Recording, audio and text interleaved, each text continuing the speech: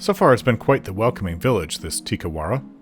The dwarf might not like it here, but it seems that everyone else is somewhat friendly. I don't suppose that I would find this if I landed at the village of the Wahaki tribe, but I will take what I can get. So what was it about the Valian ship that had problems with the villagers? I'll have to investigate to find out. Seems a bit out of character so far in my opinion.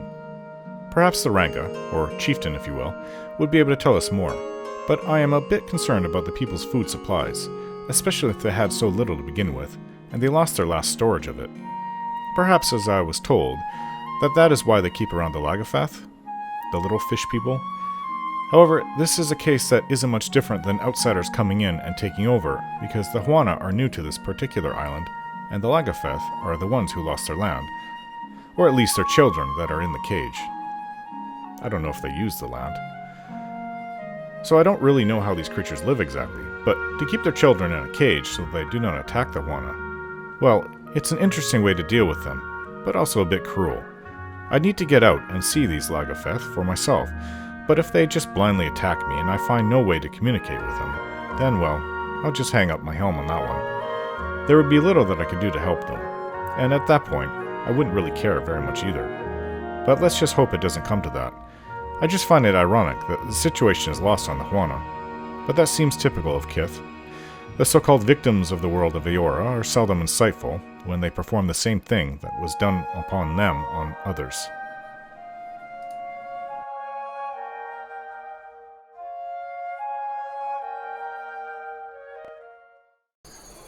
We're in Tikawara, and it's kind of been slow going through everything, but we are finding out about the people here, and yeah, trying to solve issues that have come up. So I don't know who Kawaru is, but we'll go in there. We are looking for clues to what happened to the koiki fruit. Hello? This Amawa man seems lost in thought. His clothes are neat and clean, but he's tugging on the fringe of his sash, which he's worried into a long, loose thread. He looks up at me, his bleary eyes suddenly sharp and alert. What say? You are new to Tikawara? He nods, looking me up and down. Do you know anything about the missing koiki fruit? Only that Tamau was slept like a fat tortoise, while the rest of us chew on reeds to fool our bellies. Rangi folds his arms. Ikira, no one could be less surprised. Tamau had this coming. Pakeho admitted that he lied about it. For what do you come to me then? Rangi furrows his brow and sniffs. Guilty or no, being tossed to the waves is what Tamau deserves. I have no tears for him. He complained until the Ranga gave him my finest mats, and then left him out for the sport of beasts. Let the gods sort him. Rangi's lips curls back, but he holds his composure, steady. So, even if Tamau is innocent, you don't care? The tribe has challenges enough without Huana eating from each other's plates. Flaring his nostrils, Rangi glances away from me. You overstep for a stranger, an outsider. I say you should go back to the shore that welcomes you. He turns away and says no more. Well, maybe I should start looking in places. But hey, oh, nuts. Rangi's journal. Yeah? Well, I'm not sure how good my stealth is, but I say it's worth trying to take that. Keeping quiet. Yeah? Sure. Oh, he's going in it. I'll have to wait till he's out.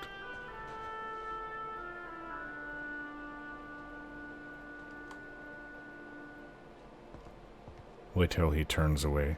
Oops, didn't mean to do that. He's watching.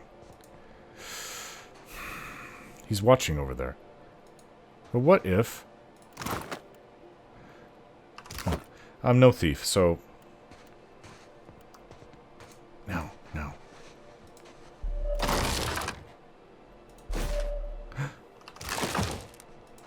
He saw me take it.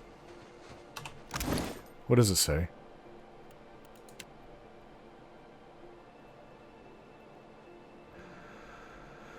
Where was the journal? Is this it? A map fragment.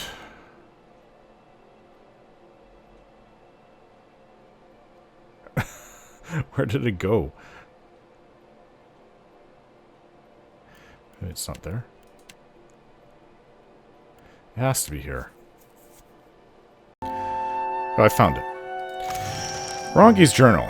If not for the food shortage, Rana would ask for what I bring so many crabs from the beach.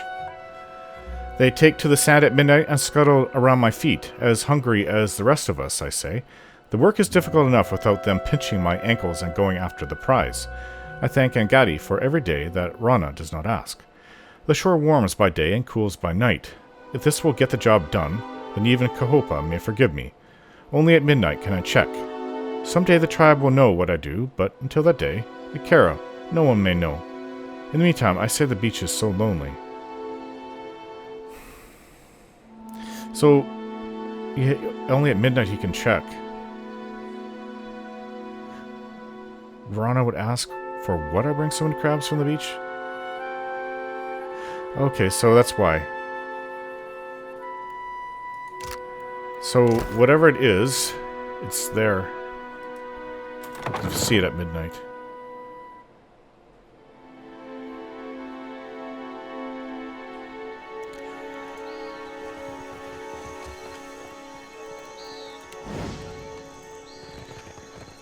Okay. Well, that's on the beach at midnight. That's some time from now. Well, a few hours. So perhaps that's where the Koiki was taken. Hello. A seasoned Juana woman rests her elbow on the drum like it's the only thing keeping her upright. She pats the hide skin, the percussion no more effortful than a sigh. She opens her eyes as I approach. I'm Keldon Zatha, captain of the Triumph. One of her eyebrows arches up with an unspoken question. She squints down at the dock and nods toward my boat. She touches her brow with 2 fingers. Then she gives the drum a pair of playful taps. That may have been an introduction. What do you do here? Exaggerating her movements, she shields her eyes and scans the horizon. Then she points off at the distance, kicks her legs up with a youthful glee, and pretends to pound on the drum with wild, enthusiastic beats. So she gives warning, I take it. Shrugging, she lets her hand fall to her sides once again. Don't you speak. A deep, wrinkled scar traces a winding path down her neck. She tilts her head to the side and beckons me to look closer. The angle and shape look like the mark of a boar's tusks. Oh, right in the neck. Ow. She raises one finger and points down to a dried hoof knotted to her belt. Then she makes a gesture of pulling back and releasing a bowstring several times in rapid succession. Grinning, she snaps her fingers and leans once more against the drum with a satisfied sigh. I admit it. I like this one. She rolls her eyes at Maya and shoos her away. Tap the surface of the drum. I play a short, hesitant beat. She bites the inside of her cheek and considers before drumming a quick response with her knuckles. Then she beats a harder, faster rhythm and steps back, grinning at me. Let's play something together. She places a hand on her hip, skeptical as I start to build up a rhythm. Eventually, she bobs her head and smiles a little wider. She eases in closer. Our shoulders touching, and beats on the drum fast enough to build tempo without outpacing me. Her rhythm response changes the tune, introducing complexity while keeping the spirit of the original alive.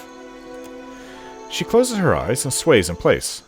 The flow of her movements make the beat look effortless, but her arms are a constant blur. In the village below, heads begin to bob. Furrowed brows momentarily relax. Finally, she breaks the rhythm and steps back, shaking out her arms and sucking in deep breaths. She tips her head to me, gratitude and recognition mingling with her exhaustion. Get a room, you two. Do you know anything about the tribe's missing Koiki? Frowning, she sweeps her hand out to gesture at the entire village at once. She shrugs. Then her hand wanders towards her belly. She sighs through her nose. Okay.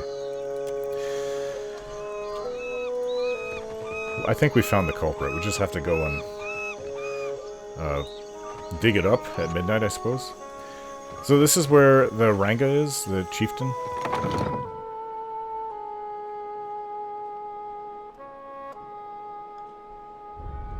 Always fun coming to new places and seeing how people live and their problems, maybe helping them with welcome to Tikawara. Hello. Anomoas idles in close conversation with the warriors next to him. He whispers in low, stern voice. No sooner do I catch his eye than he grins wide enough to stretch every muscle in his face. Greetings, friend. Always an honor to receive guests. He inclines his head and touches his brow. Keldon Zatha, captain of the Triumph, at your service. I would shower you with the fruit of our harvest, but the season is unkind, I say. Poko Kohara is restless. Even from afar, the storms tear our bounty up by the root and chase fish to calmer shores. What does it have to do with Tikawara? Poko Kohara is a nearby island. It's where the Valians went to find their luminous adra that I don't want them to get. He raises his hand to gesture to the east. His hand falls limply to his side, to the east of Tikawara. Tell me about Poko Kohara. What is it? An island not touched since the days of our ancestors.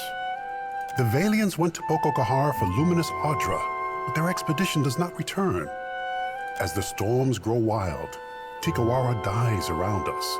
No traveler will land here if they are forced to eat their belts, I say. He absently presses his knuckles, worrying the blood from his fingers. I have some history with old places that cause storms. I'll take a look. His eyes widen a little. The smile that creases his face seems, for the moment, genuine. Here, this was a token passed down from the Rangas, said to come from Poko Kohara in brighter days. A token? He passes me a heavy length of copper shaped in a spiral. This looks like a seashell. The Muzuma snail, a foul thing, yes? They eat through the dead faster than Tangaloa, I say. What? A snail that eats through the dead? It is nothing the Kawaru would craft. The ancestors and their hobbies. He shrugs, smiling. If you need aid, Himarihi's warriors need only someone to bark commands and they will go. He raises his fingers to his brow once more. I had questions about Poko Kohara.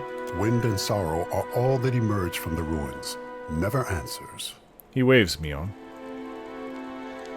Why not move the tribe elsewhere, then? In our old villages, we were raided by pirates, stolen by slavers, and killed by Rawatayan scouts. His head droops further with each admission, as if their acknowledgement diminishes him personally. So I brought them here, where the soil is too poor for koiki fruit and the waters too shallow for great fish. Oh. At least we are in the path of Valian traders as they come and go. This is protection, prosperity, a future. He nods, resolute in the idea. How is Poko Kohara causing storms, especially if it's not even part of this island? You are new to the islands. I would not expect you to know of these things. Our ancestors told of luminous adra, the bones of the dead fire, breaching through the sands of Poko Kohara. Ngati raises her watery fist in defense of the adra. Valian or Huana, it is nothing to her who suffers in the wake of such anger. Okay. Good to know Ngati's protective of the luminous adra like I am. It is highly unusual for adra to impact its environments as you describe. Maybe that is for what the Valians find it so fascinating. Ranu scratches his head and shrugs. Their captain brushed off my tails like the buzzing of gnats. Beyond the storms, is there any danger? Ikira, we paddle our canoes the long way around Poko Kohara for a reason, I say. Another people lived among our ancestors and built a temple in the desert. Now there is only death. You saying this temple is where the luminous adra is, in the desert? Interesting. But the Valians closed their ears to my warning. He shrugs, glancing away. Back to my other questions. Speak on, friend. What say? Where could I find supplies? The Valians left many crates with the dwarf. He hoards them by the beach. Annoyance flickers across his face, but it's gone as quickly as a ripple on the water. But we never refuse a guest. If you need sleep, Himuihi will show you all the villagers contending for the honor of your visit. Okay, I've met her. And if you need strong Mataru warriors to fight at your side, then Himuihi can help you with this also. She guards the trading post. She does, yeah, I know. Tell me about your tribe. Our village here is young still, but we will grow when the Valians come. That is for what we build many houses now, even a trading post. He beams with pride. We make Tikawara pleasing to the Valians. Then when they come for Poko Kohara, they build their harbor here. They must. He clears his throat. You don't seem to mind the Valian influence here. Some tribes push foreigners away, but it is good to have powerful friends. A frown briefly clouds his expression. We got plenty of those. Ours are holding our lives ransom and playing us against their enemies. If the Valians come, they will build an outpost here in Tikawara. His gaze unfocuses, like he is convincing himself of every word. And then we will have more to trade with outsiders than just Rongi's mats. With coin comes protection, friendship. He nods vigorously. A favorable arrangement for both sides, I say. Are you always this friendly? You sure you want to question that? We never get nice ones like this. I say that in Tikawara there is always a spot around the fire and... A gurgle reverberates from the stomach of the guard standing next to Uranu. He grimaces and places his hands over his belly, as if to muffle the sound. The Ranga shoots him a withering glare. And a koiki in every hand. When he turns back to me, he's all wide smiles and pleasantries again. These people need food. Back to my previous questions. Speak on, friend. Actually, I think that's it. Farewell. I've got it. The wood is smooth under my hand. The totem looks to have been carved and painted recently. The many rips in this worn old banner have been lovingly stitched back together. Could be the history of his tribe? Or just representing his tribe.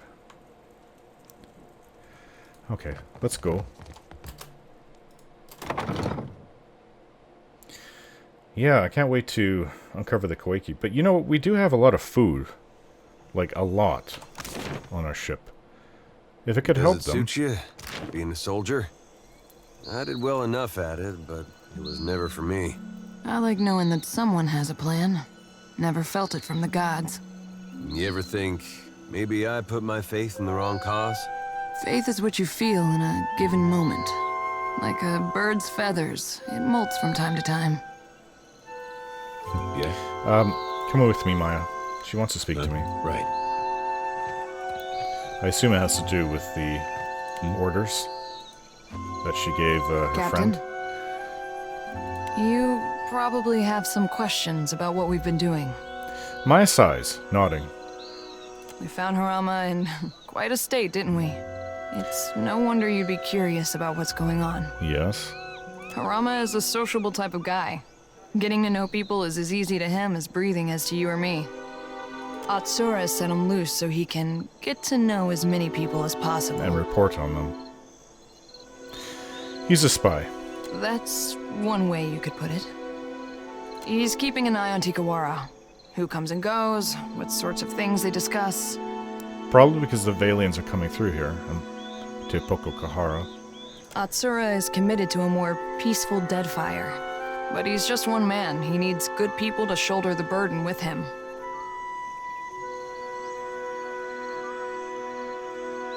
That mob said he had coded missives. Was that true? Maybe. Probably. Maya shrugs. Let's just say we're not the first people to deliver Harama a missive that looked like one thing and read like another. Okay. So Harama is just eyes and ears. Only Atsura knows for sure. Harama might not even have all the facts. I certainly don't. What have we been delivering, Maya? Truthfully, I don't know. They looked like ordinary documents to me, but I'm sure that's how Atsura wanted it.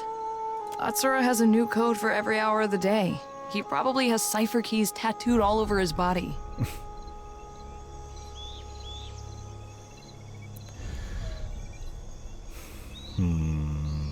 What's to stop me from telling Anakaza and Aruhi about this? Don't be dense. They're smart enough to assume that Raotai has spies. And if they're really smart, they're spying on us too. Though I doubt it. Okay, I get it. Don't worry. That's all for now. For what it's worth, you're doing a great thing for the Deadfire. You'll see that someday. Does that mean when Rauatai takes over everything? Let's be off. I don't know if that would be a bad thing, but I wouldn't want some Imperial, like they already have a queen. They have a monarchy here. You don't need to come in and just take over. I mean, I can see this place being a lot more productive, the islands. You could make a very strong nation out of the Huana people in the far future. It may take quite a few generations. But that would... Well, it's not midnight yet. A few more hours. 4 more hours. Yeah, I don't like the idea...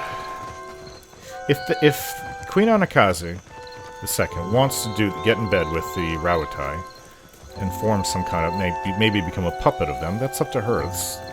But... I don't know, I don't like to say either way. Who knows what would happen in the far future. So anyways, communal storage hut. I'm just not with helping the Rauatai take over the place. Stay in Tikawara reads. But again, I don't know if that would be that bad of a thing. Let me see. Pickaxe, obsidian spall. Well, it's stealing, and I'm not going to do that. At least not from these people here.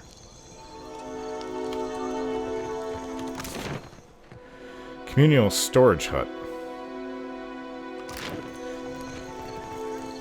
Well, I think it's pretty subtle. We know who was doing it. Let's go see the shrine. They've got a priest here.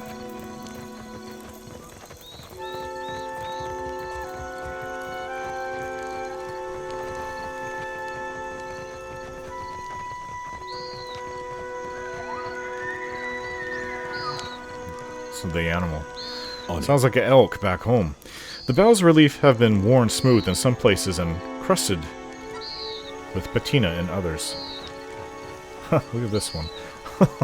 The statue depicts a voluptuous woman with the head of an anglerfish. The paint is thick as if freshly applied. Isn't that Ngati? Well, we don't want to leave yet. Besides which, we have to stick around for midnight. Let's go see the priest in the shrine. Actually, I'm kind of enjoying wandering around and talking to people.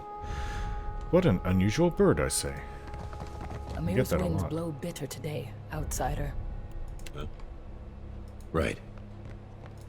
I take it you're the priest? This woman is young, but her serious manner makes her look much older. Her nose and ears are pierced in several places, and her mouth is twisted in a scowl. More outlanders. Are your masters so desperate that they send you to plunder a starving village? What's with the hostility?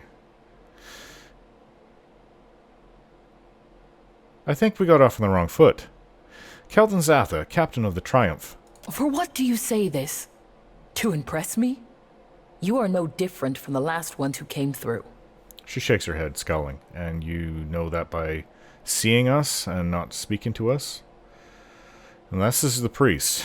Well, that's great. Outlanders conquer us with ink and paper packs as well as blades. But they conquer us all the same. She squares her stance and grimaces.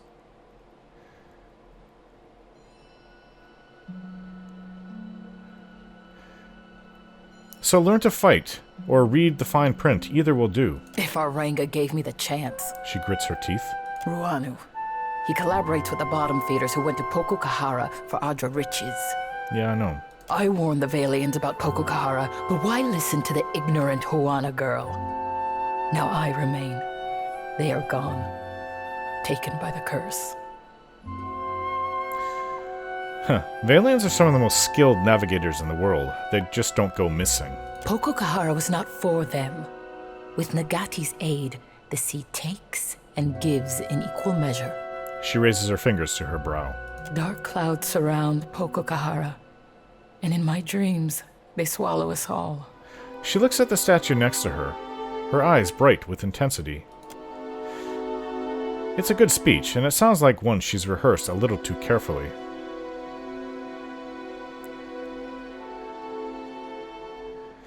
If the island is cursed, whoever lived to tell of it?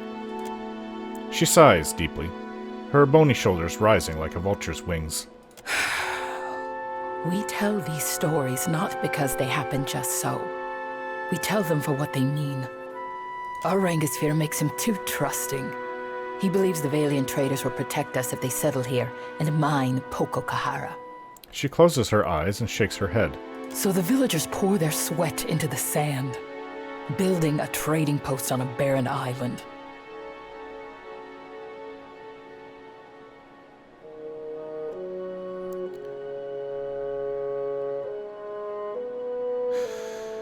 What do you think will happen? If more Valiants come? Akira, the same thing that has happened with every other foreigner. She waves a gangly arm in the air. They will kill us, rob us, enslave us. And we will be too busy building their halls and sweeping their docks to fight. She bites her lip in a bitter frown. Not sure if you and me be sharing the same definition of slavery, lass. But I don't think you'd be getting the particulars wrong. He scratches behind his ears. The pirate knows nothing of this, I say. She looms over Seraphin and clenches her fists at her sides. You are known as a friend to the Huana. If you did not win our favor to simply profit from us, then prove it now. If you go to Poko Kohara, I say the best thing is to destroy it for the tribe. Her brow raises sharply as she studies my reaction. Scuttle the boat to keep the boarders from your booty? Ain't the first time a body's had that thought. He chuckles as he plucks a bit of lint from the fur in his forearm. Akira, your friend sees the shape of things. When the adra is gone, the Valians will dig somewhere else, leaving us to point our canoes toward more welcoming shores.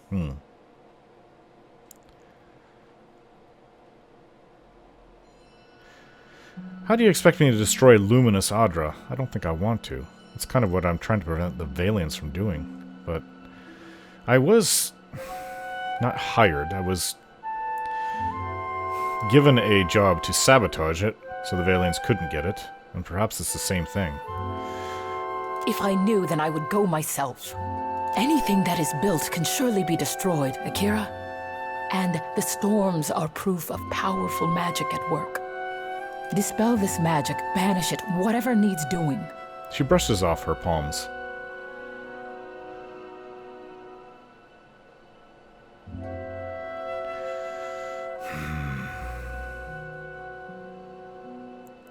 I will consider it. I hope so. And we did not speak of this, Akira? She nods, and her eyes are still narrowed in caution. I hear that Anarahu also had problems with outsiders. She winces as I speak the name. One hand strays to the coral crescent pendant. She forces it back down, pinning her hand beneath folded arms. Anaharu was a tribe's priest before me. And he was my father. Before he challenged Ruanu to a trial of waves. Oh. She sighs and takes hold of the pendant, gripping it in her tight fist. But he was cast off. We are forbidden to speak of him. Oh, that's what happened. That's when the dwarf was explaining she saw the two go off together and only her come back. Tell me about the trial of waves. When there is an argument between leaders that cannot be answered, we turn to Nagati. Two challengers risk violent currents, beasts from the deep, and waves that would dash them against the rocks. The winner, if there is one, has Nagati's favor. The loser, living or dead, is forgotten by Nagati and the tribe. Her gaze turns downcast. Why did Anaharu challenge Ruanu to a trial of waves? My father knew the traders are as dangerous as pirates and slavers, perhaps more, because they grow strong in Neketaka. So, when the expedition came, he begged Ruanu to send them away and move the tribe to another island. Her knobbly knuckles pale as she squeezes the pendant. Ruanu, he did not listen, and Anaharu was done talking. Okay, what does it mean to be cast off? It means the tribe must forget him. She winces. The Ranga divided his possessions among the other Mataru, and now we do not speak of him. She swallows, still looking away. I see. Anaharu goes to his next life. But, forgotten, he goes to a different tribe. She hangs her head. You don't seem to think much of Ruanu's leadership. He is our Ranga. My own great-aunt looked into his soul and declared him such. Even as she says this, she hesitates, one hand clenching and a fist at her side. I must respect him, even as he builds a village for our enemies. Have you tried reasoning with him?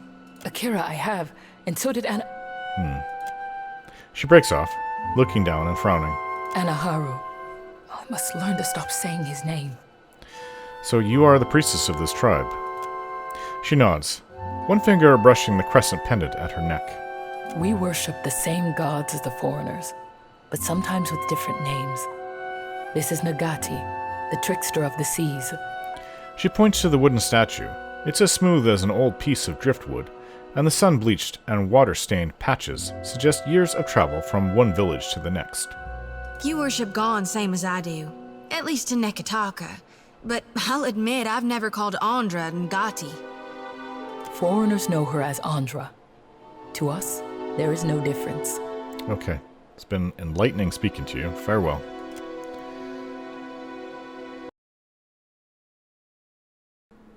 Don't forget to like, share, and subscribe.